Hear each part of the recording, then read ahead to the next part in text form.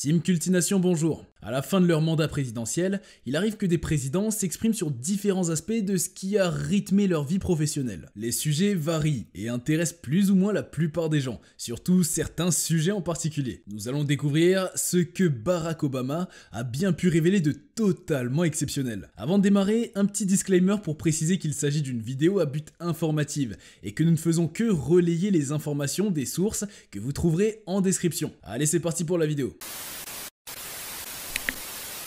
Barack Obama et les ovnis. Le phénomène des objets volants non identifiés connu sous le nom d'ovnis ne cesse de fasciner au fil des années les ufologues et même le grand public. Autrefois, un sujet de conversation tabou et même moqué par les sceptiques. Il fait aujourd'hui partie de l'actualité, mais sans que cela ne tourne forcément au sensationnisme. Pour preuve, la décision des autorités américaines de rendre publiques certaines vidéos et de donner la parole à des militaires ayant eu des expériences avec des ovnis donne du grain à moudre au moulin de ceux qui croient aux extraterrestres. En juin 2021, le Pentagone a divulgué des informations en sa possession sur le phénomène des ovnis. Cet état de fait a conduit près d'un an plus tard, le 17 mai 2022, les responsables du Pentagone a évoqué le sujet pour la première fois en 50 ans devant le Congrès américain. Il se tenait une audition publique sur les phénomènes aériens non identifiés au cours de laquelle ces responsables affirmaient avoir constaté une augmentation significative du nombre d'ovnis signalés depuis 20 ans. Scott Bry,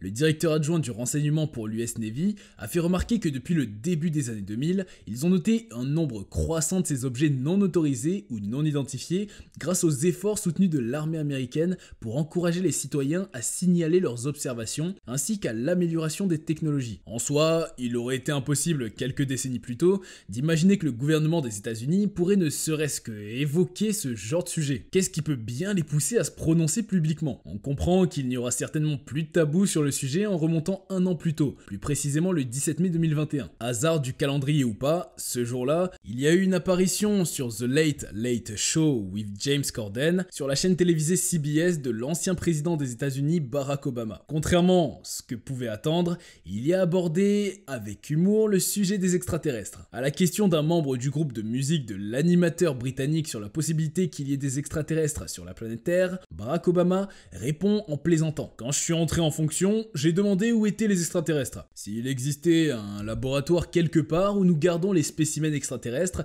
et le vaisseau spatial. Ils ont fait un peu de recherche et la réponse est non. En parlant de laboratoire, il faisait référence aux rumeurs d'un laboratoire secret de style Roswell où des spécimens extraterrestres seraient conservés. Cependant, il ne s'arrête pas là. Obama a reconnu que des images et des enregistrements d'objets bizarres qui se déplacent d'une manière inexpliquée sont réels, ce qui marque une reconnaissance plus large par le gouvernement après des décennies de déni, de non-dit. Bien qu'il puisse être tentant de croire aux extraterrestres à cause des ovnis, il n'y a aucune preuve que ces objets volants non identifiés contiennent d'autres formes de vie. Et c'est pour cela qu'il ajoute tout à fait sérieusement cette fois-ci, ce qui est vrai, et je suis en fait sérieux ici, c'est qu'il y a des images et des enregistrements d'objets dans le ciel, dont nous ne savons pas exactement ce qu'ils sont. On ne peut pas expliquer comment ils se déplaçaient, leur trajectoire. Ils n'avaient pas de modèle facilement explicable. Et donc, vous savez, je pense que les gens prennent toujours au sérieux d'essayer d'enquêter et de comprendre ce que c'est. En ce qui concerne les extraterrestres, il y a des choses que je ne peux tout simplement pas vous dire à l'antenne. Nous savons tous qu'il y a beaucoup de secrets que les présidents gardent pour eux et ne peuvent même pas dire à leur entourage. Comme le soulignait chez l'animateur Jimmy Kimmel en 2017, George Walter Bush, le prédécesseur de Barack Obama, lorsque sa fille lui avait posé des questions sur les extraterrestres, il ne pouvait même pas lui répondre, ce qui a été aussi le cas avec l'animateur en question. À chaque tentative de ce dernier pour voir l'assentiment ou non de George Bush par rapport aux ovnis, il affirmait qu'il ne répondrait pas. On se doute bien pourquoi. Les secrets d'État font que les présidents ne peuvent même pas parler de certains sujets avec les enfants et leur entourage. J'aimerais partager avec vous des secrets, des informations secret défense qui eux ont été révélées et ce sans que les présidents ne le veuillent vraiment. Le projet Manhattan de Franklin Roosevelt. En août 1942, sous le mandat du président Franklin D. Roosevelt, les États-Unis lancent le projet Manhattan dans le plus grand secret. Doté d'un budget de 2 milliards de dollars, son objectif est de produire la première bombe nucléaire. Robert Oppenheimer est nommé directeur de l'opération en 1943 et décide de rassembler des physiciens américains et britanniques à Los Alamos, une petite ville ville située dans les montagnes du Nouveau-Mexique. Près de 5000 personnes y vivent dans ce qui est considéré comme une cité fantôme où les 3 premières bombes atomiques jamais mises en œuvre sont développées. Mais commençons par le commencement. Le 11 octobre 1938, le projet Manhattan a été officiellement lancé lorsqu'Albert Einstein a envoyé une lettre à son ami et collègue, le physicien hongrois Leo Szilard, dans laquelle il expliquait que les fascistes étaient en train de développer une bombe atomique extrêmement puissante. Szilard rédigea une lettre similaire pour le président Roosevelt et, suite à cela, Roosevelt décida de lancer le projet Manhattan. Cela entraîna la création du comité de recherche sur la défense nationale NDRC et du comité Uranium, qui ont mené des recherches sur la fission de l'uranium et le développement de la bombe atomique. En 1941, suite à l'attaque de Pearl Harbor, les États-Unis entrèrent en guerre et les scientifiques se mirent à produire les éléments fissiles nécessaires à la fabrication de la bombe. La bombe atomique, qui a changé le cours de l'histoire, doit beaucoup au travail du physicien Leo Szilard. Ce dernier a pu mener à bien ses recherches grâce aux découvertes précédentes de plusieurs scientifiques, dont Albert Einstein avec sa loi de conservation de l'énergie, James Chadwick avec son hypothèse sur les neutrons, le couple Joliot-Curie qui parle de radioactivité artificielle, d'Enrico Fermi avec son sujet de bombardement de l'uranium par des neutrons, Otto Hahn et Lise Meitner qui travaillent sur ma fission, et enfin Niels Bohr, Otto Frisch, Herbert Anderson et John Wheeler avec leurs travaux théoriques complémentaires. Ces scientifiques ont ouvert la voie à la fission nucléaire et à la démonstration de la loi de conservation de l'énergie, ce qui a permis aux ingénieurs de libérer l'énergie contenue dans les atomes et de développer la bombe atomique. Le projet militaire était hautement sécurisé et peu de personnes connaissaient le but ultime des expériences. Par conséquent, le site de test a été isolé à Trinity, en plein désert du Nouveau-Mexique, et ses accès étroitement surveillés. Le projet Manhattan a coûté 2 milliards de dollars US et a rassemblé 200 000 personnes dans 37 laboratoires secrets à travers les États-Unis. Les essais en grandeur nature ont été effectués en mai 1945. Le but ultime du projet Manhattan était de stopper la Seconde Guerre mondiale. Les Américains y arriveront au prix des plus terribles et célèbres drames civils de l'humanité, Hiroshima et Nagasaki. Le traité sur l'interdiction complète des essais nucléaires de Jimmy Carter. Ce plan top secret n'a pas été gardé très longtemps. Il n'était d'ailleurs pas destiné à le rester car il requérait la participation d'autres États. Le traité sur l'interdiction complète des essais nucléaires TICE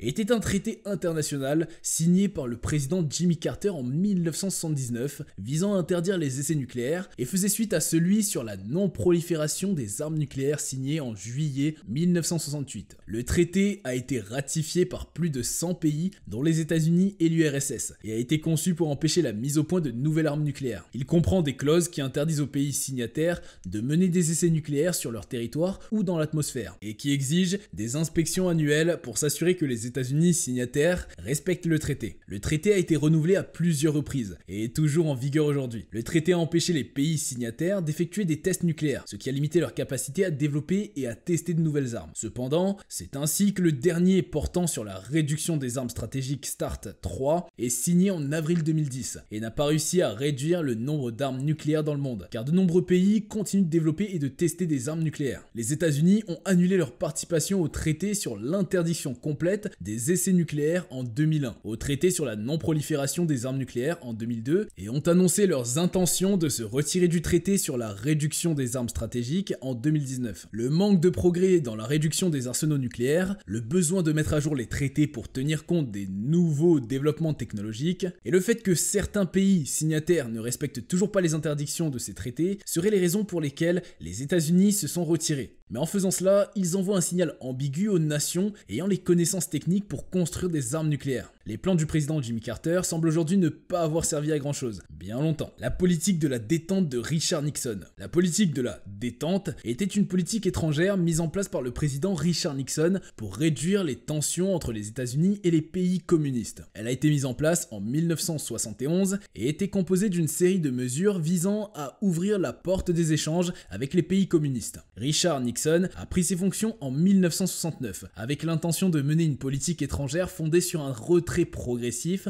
des forces américaines du Vietnam, une négociation pour soutenir le régime de Saigon, une détente avec l'URSS et des relations avec la Chine. Après la visite historique de Nixon en Chine en février 1972, il débuta une nouvelle relation diplomatique avec Brejnev, le secrétaire général du Parti communiste soviétique. Selon la fondation Richard Nixon, cette méfiance initiale a été remplacée par de l'amitié à travers des sommets historiques révolutionnaires qui se sont étendus sur plus de 100 heures. Nixon avait aussi compris l'importance de cette relation pour le maintien de la paix dans le monde. Mais comme dit l'adage, la confiance n'exclut pas le contrôle, et ce encore en politique. Il a alors établi une stratégie. Nixon a mis en œuvre une tactique basée sur une liaison pour contenir le pouvoir communiste et obtenir des incitations positives et de la réciprocité de la part de l'URSS. La doctrine Nixon, qui par ricochet est aussi celle de Brejnev, est une stratégie subtile et à long terme pour appliquer une pression sur Hanoï, la capitale du nord du Vietnam, et améliorer les relations avec les deux superpuissances communistes, la Chine et l'URSS. Des pourparlers secrets entre Henry Kissinger, conseiller en politique étrangère américain, et le duc Tho ont été lancés à Paris. Dans le même temps, Nixon a intensifié ses efforts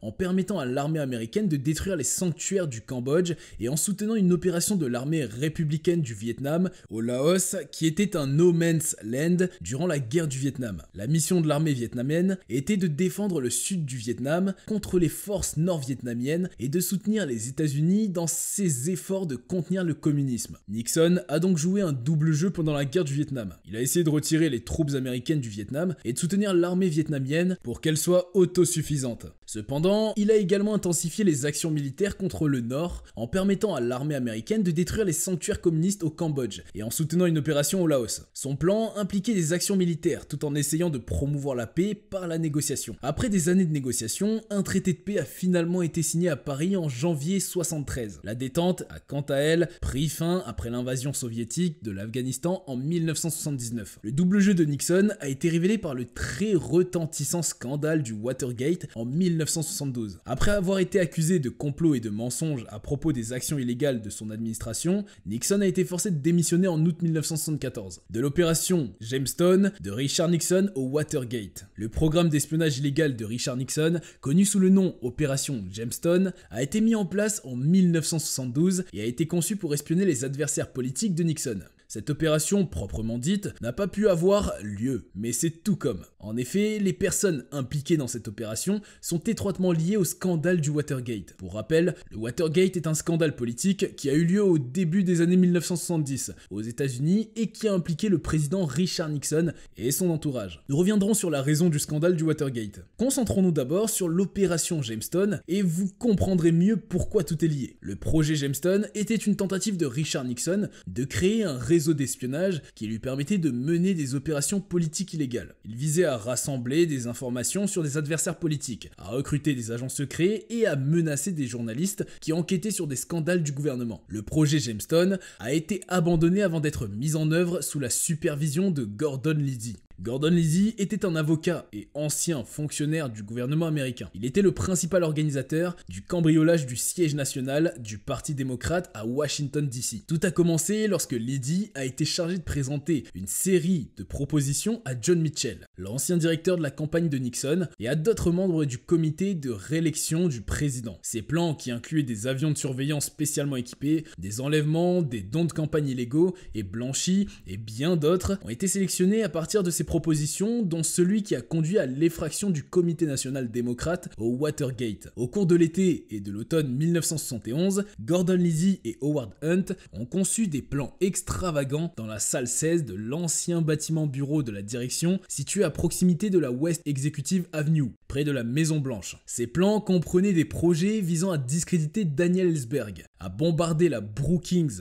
Institution pour voler des documents dans un coffre-fort et à recruter des agents pour mener des campagnes secrètes pour la réélection du président. Liddy aurait obtenu le soutien de la CIA et a obtenu l'approbation du procureur général John Mitchell pour un budget de $1 million pour mener sa campagne clandestine. Cependant, il n'y a pas de preuve que la CIA ait été directement impliquée dans l'opération Jamestown. Liddy a formé un petit groupe de personnes connues sous le nom de plombiers de Watergate pour mener à bien le plan. Le plan était d'infiltrer le siège national du Parti démocrate à Washington DC afin de récupérer des documents et des informations qui pourraient servir leur objectif. Ils sont arrêtés en flagrant délit dans le bâtiment le 17 juin 1972. Cette arrestation a conduit à l'investigation du scandale de Watergate grâce aux enquêteurs et surtout au travail de deux journalistes, Bob Woodward et Carl Bernstein. Ce scandale d'État a abouti à la démission du président Nixon le 8 août 1974, soit 2 ans après sa réélection. Il est encore à ce jour le seul et unique président des États-Unis à avoir démissionné en cours de mandat. Les enquêtes ont révélé par la suite que le président Nixon et son administration avait d'ailleurs cherché à étouffer les investigations et à cacher leur implication. Sans succès, la plupart des activités de l'opération Jamestown ont été révélées plus de 15 ans après le mandat de Nixon, lorsque des documents confidentiels ont été déclassifiés par le Congrès. Eh ben, que de secrets au sein de nos institutions étatiques. Et c'est sur cette affaire qui a fait énormément parler en son temps que s'achève la vidéo du jour. Pensez-vous qu'il y en ait encore d'autres et que ceci pourrait être découvert un jour? N'hésitez pas à nous le dire en commentaire, à liker cette vidéo et surtout à vous abonner à la chaîne. A bientôt pour de nouvelles vidéos sur Cultination.